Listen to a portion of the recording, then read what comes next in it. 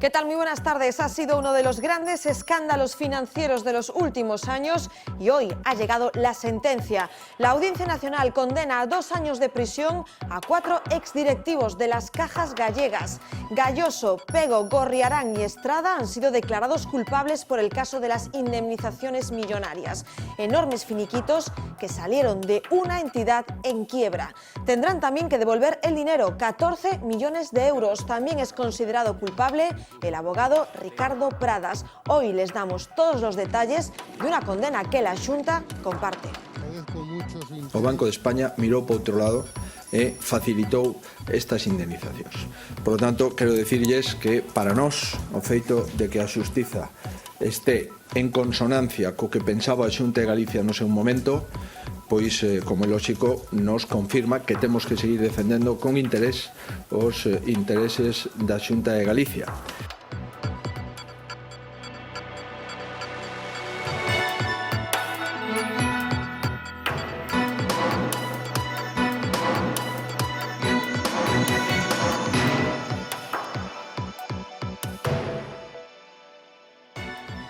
Penúltima jornada del caso Asunta Basterra. Con sorpresa, la Fiscalía ha cambiado un importante párrafo de su escrito de acusación. Considera que fue Rosario Porto quien asfixió a la niña y no Alfonso Basterra. Pero eso sí, hay un matiz. Cuando la asfixian, estaba en compañía de su madre, que ha facilitado el instrumento, el arma y la bala. Es tan asesino como el que aprieta el gatillo. El fiscal señala directamente a Porto, pero asegura que Alfonso Basterra también formó parte de un plan premeditado para matar a su hija. Es más, mantiene que fue él quien compró el Orfidal con el que la sedaron. La acusación particular cree que la niña llegó a percibir el peligro al que se enfrentaba. En unos minutos analizamos la jornada de hoy y también las incógnitas que puede que nunca se lleguen a resolver. 5 sentencias en 7 meses convierten a Galicia en una comunidad pionera en normalizar el día a día de los menores transexuales. El hecho de cambiar el nombre de estos jóvenes en su documentación, por ejemplo, en su DNI, pasaporte o boletín de notas escolares, se está consiguiendo a través de la justicia, pero todavía queda mucho camino por recorrer. La primera en conseguirlo, lo recordarán, fue Sara, una pequeña lucense. Sucedía el pasado mes de marzo. Hoy vamos a analizar en profundidad esta problemática que a cualquiera nos puede parecer una anécdota. Para estos jóvenes va más allá de tener un nombre en un documento oficial. Después se lo explicamos. Los delitos por corrupción aumentaron en Galicia en 2014 un 123%. Es uno de los datos más destacados de la memoria de la Fiscalía que hoy se ha presentado. Lucía Vidal, ¿qué tal? Muy buenas tardes. Muy buenas tardes, Gladys. Son 412.000 casos más que en 2013, cifras que recogen todo lo relativo a corrupción política, pero también social y económica. Los delitos sentenciados fueron 7, un 30% menos. Preocupantes datos que, sin embargo, tienen una lectura esperanzadora para el fiscal superior de Galicia, Fernando Suances. Es preocupante, en efecto, que aumente los ilícitos penales relacionados con la corrupción y yo entiendo, desde un punto de vista positivo, dentro de este contexto general, que tal vez en España se esté produciendo ya una catarsis que conduzca a igualarnos a los demás países europeos y a rebajar considerablemente, vista la percepción ciudadana, todos estos ilícitos penales. De corrupción se sigue hablando en Cataluña, donde ya son 11 los detenidos en la operación Petrum por presunta financiación ilegal de Convergencia, el partido de Artur Mas. El juez ha decretado prisión incondicional para su tesorero, Andreu Viloca, para evitar la posible destrucción de pruebas. Mañana viernes, el presidente en funciones de la Generalitat comparecerá ante la Diputación Permanente del Parlamento para dar explicaciones sobre el famoso 3%. Supuestamente, las empresas investigadas, constructoras, recibían suculentas comisiones a cambio de adjudicaciones públicas. Por primera vez desde septiembre de 2011, el paro baja en España de la barrera de los 5 millones para situarse en 4.850.000 desempleados. La tasa se sitúa en el tercer trimestre en el 21,18%. Se cuentan 580.000 parados menos en los últimos 12 meses. Menos parados, sí, pero también menos ocupados. Rajoy, eufórico, pronostica, si sigue en el gobierno, crecer cada año a razón de 500.000 de puestos de trabajo. Entre julio y septiembre, el paro cae en Galicia un 12%. 29.100 nuevos empleos. Es el mayor repunte de la ocupación desde que empezó la crisis.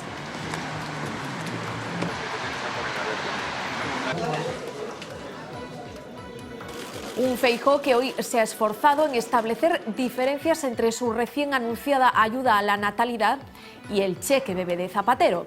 Dice el presidente de la Xunta que no se parece nada ni en la forma ni en el fondo, porque la tarjeta familiar de 100 euros al mes no será para todos los nacidos, sino solamente para las rentas más bajas, para hogares con un máximo de 12.000 euros anuales per cápita. Estarán además muy vigilados. Las familias tendrán que justificar que utilizan ese dinero para gastos vinculados únicamente al bebé.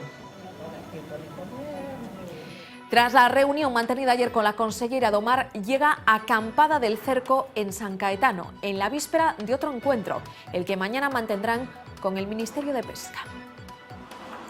120 barcos se encuentran amarrados de forma indefinida por la escasez de cuotas.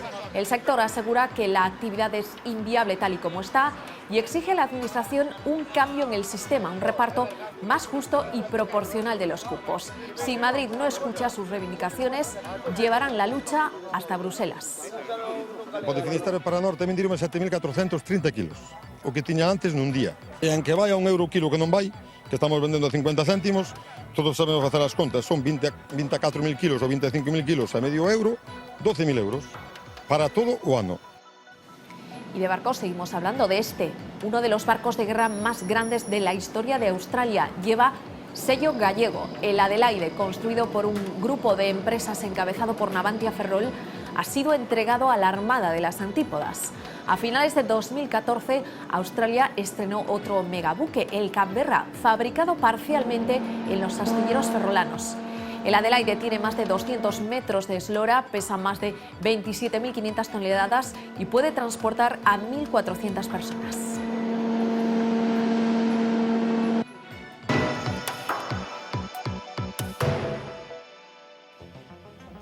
Sara fue la primera, el ejemplo a seguir de una lucha que obtuvo sus frutos. El pasado mes de marzo, el Registro Civil de Lugo autorizaba el primer cambio de nombre de una menor transexual. Sara, que ahora tiene 10 años, había nacido niño, la llamaron Hugo. Por lo tanto, ese nombre era el que figuraba en toda su documentación. Esa resolución judicial supuso que su nombre actual, Sara, se aplicase a su DNI, tarjeta sanitaria, libro de familia, boletín de notas, en resumen, a toda su documentación oficial, a su realidad. Sara era y es una niña, pero faltaba ese último paso y definitivo. La verdad es que aquí, y los niños... El caso de Sara, de esta niña lucense, marcaba un antes y un después. Pues bien, ese costoso camino para los menores transexuales sigue avanzando. En los últimos 5 meses se ha autorizado el cambio de nombre a 5 jóvenes más.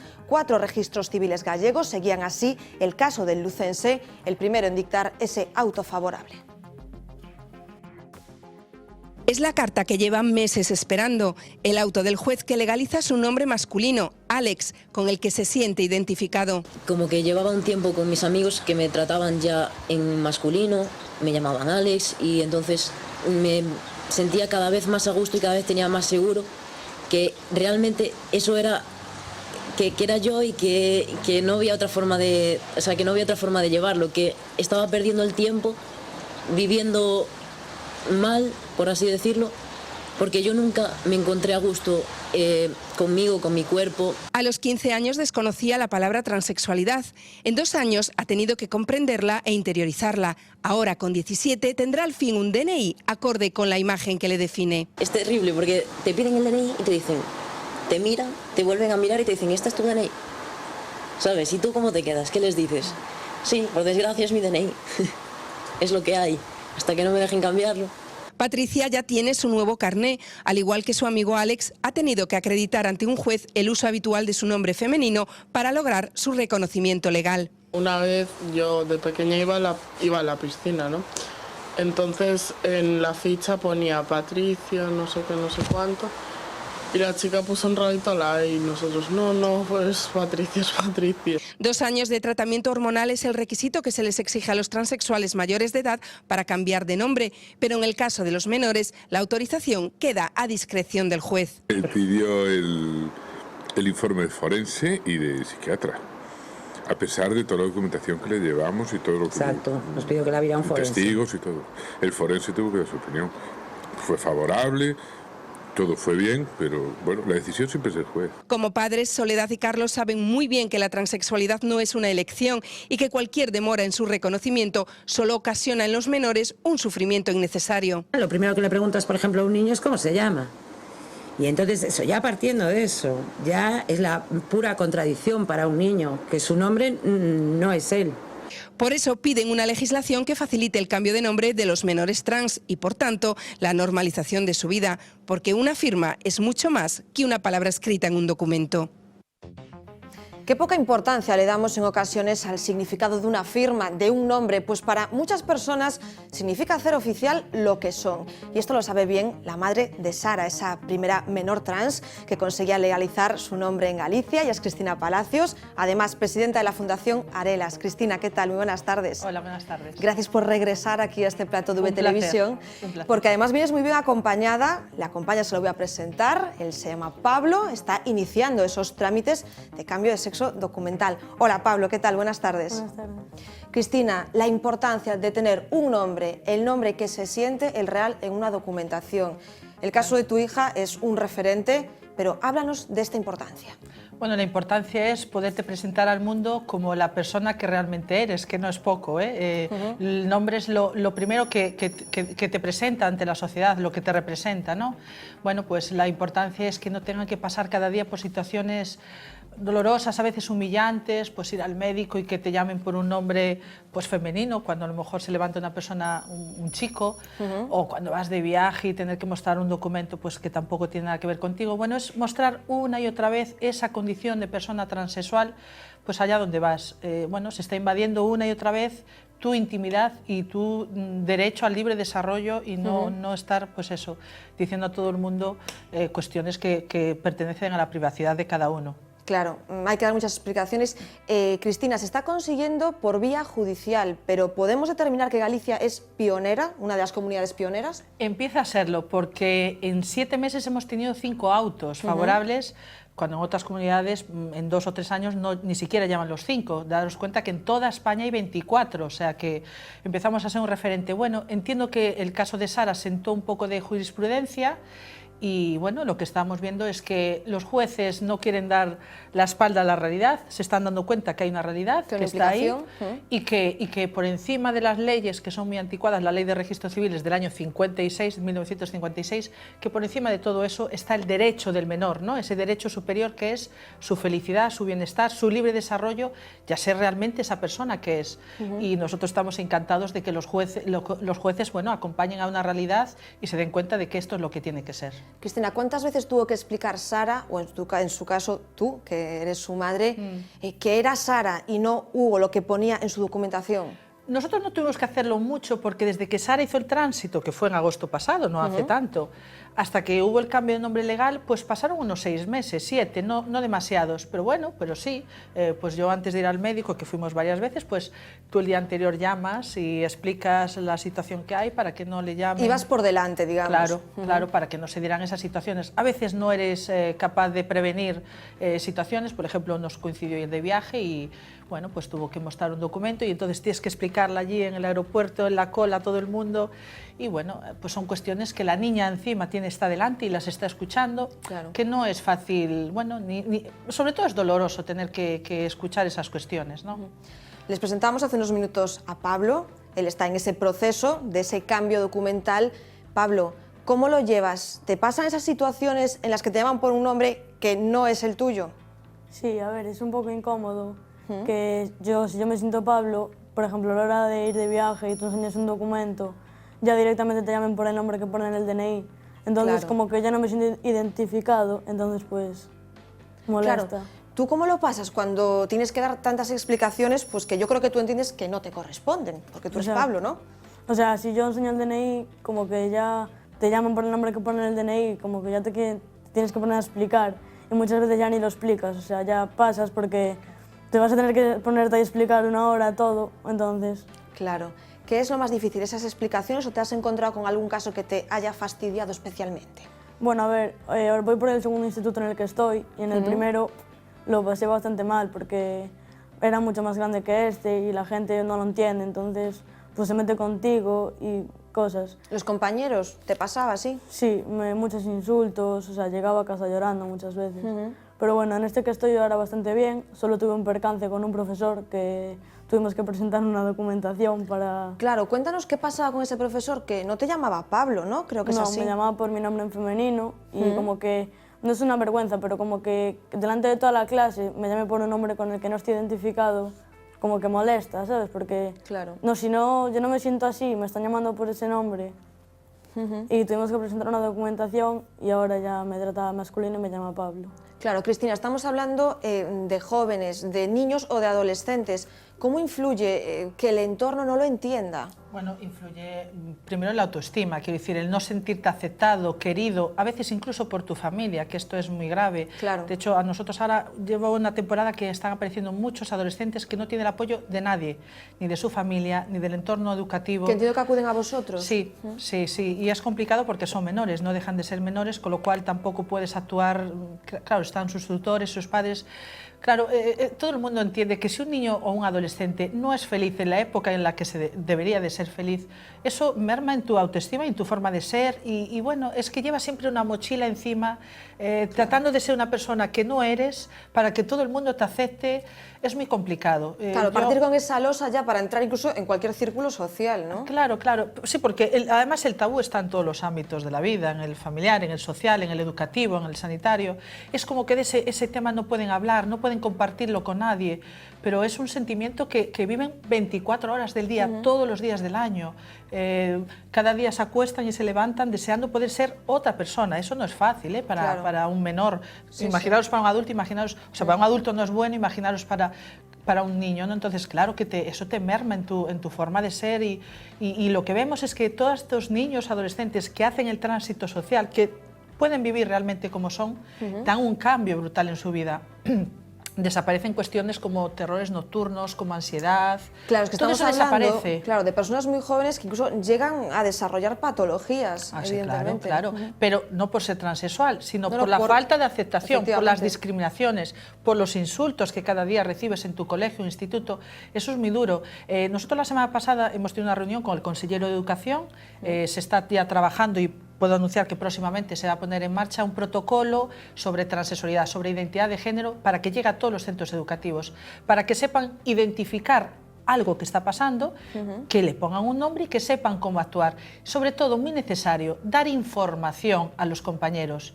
Claro, que se mezcla que son edades muy tempranas y que lo que siempre se dice, los niños son crueles. Bueno, son lo crueles que los mayores les enseñamos a ser, me refiero. Yo ahí no suelo estar muy de acuerdo porque la vivencia que he tenido con mi hija es que en el momento en que a los compañeros se les dio la información, la han aceptado como cualquier otra niña. Ella es una niña más y no ha pasado nada. ¿Dónde hay transfobia? ¿Dónde hay insultos? ¿Dónde hay acoso? En esos centros donde no se informa, donde es un tabú, donde ven cosas pero todo el mundo mira para otro lado y nadie quiere saber de nada. Claro, tú a lo mejor imagínate, vas años pues siendo externamente un chico y de repente apareces al día siguiente siendo una chica y a tus compañeros nadie le explica nada, pues claro, es que eso es, vamos... aparte de los niños que incorporan todos los datos más fácilmente que los mayores, no se plantean tantas cosas. ¿Te parece especialmente grave que en el caso de Pablo le pase el tema que el problema que tiene con un profesor, que un profesor se niegue a llamarle Pablo? Bueno, porque te dicen que el expediente que viene de la Xunta de Galicia aparece un nombre femenino porque no lo ha cambiado legalmente.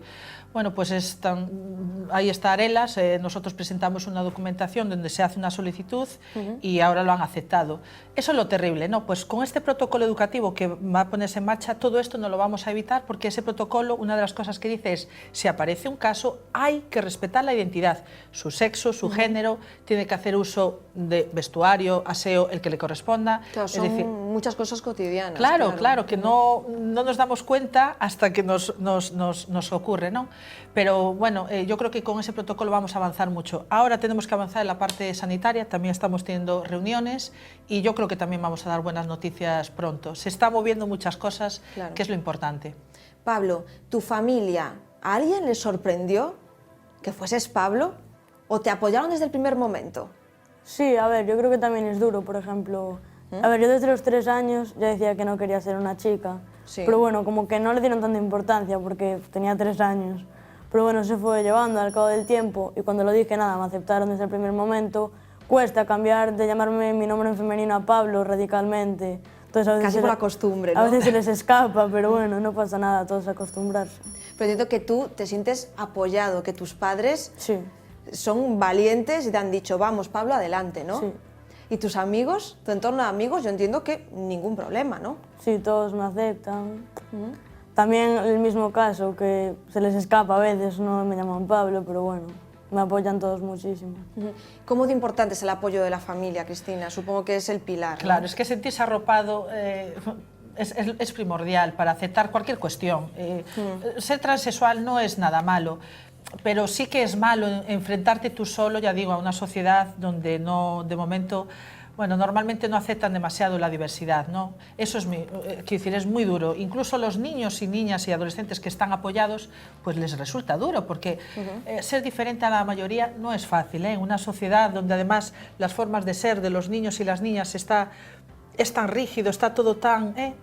Bueno, tan encasillado, salirte de las casillas no es fácil, pero si encima lo haces solo, exponiéndote al mundo tú sola, todo eso, yo ya digo, hago un llamamiento a todas esas familias que estoy segura que saben que tienen un hijo o una hija transexual, otra cosa es que no lo quieran ver, que les apoyen porque, bueno, las estadísticas están ahí. Acaba de salir ahora una publicación esta misma semana donde el 43% de menores de 12 a 25 años transexuales que no tienen apoyo, el 43% han pensado en el suicidio. Claro, es un dato importante, de 12 a 25 Además, años. Si las familias tienen dudas, hay fundaciones como, o asociaciones como Arelas que les podéis asesorar. Claro, ¿no? Sobre todo les daremos apoyo, información, orientación y les daremos normalidad a un tema que cientos de familias de toda España estamos viviendo y verán como nuestros hijos, como Pablo, como Sara, como cualquier otro niño o niña, llevan una vida totalmente normalizada y no hay que desdramatizar un poco. Yo creo que a veces se dramatiza demasiado una cuestión que no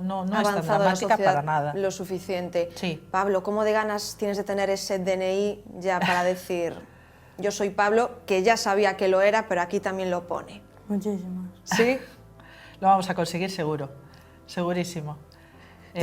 Hacemos un llamamiento, perdona, al juez que le toca, que es el Concello de Culleredo, para que, bueno, para que sea el 6º caso en Galicia y sigamos siendo esa referencia en toda España. Estoy segura que nos estará viendo y que dirá que sí, porque es lo que tiene que ser. Si han valido para otros 5 chicos o niños de Galicia, para Pablo es lo mismo.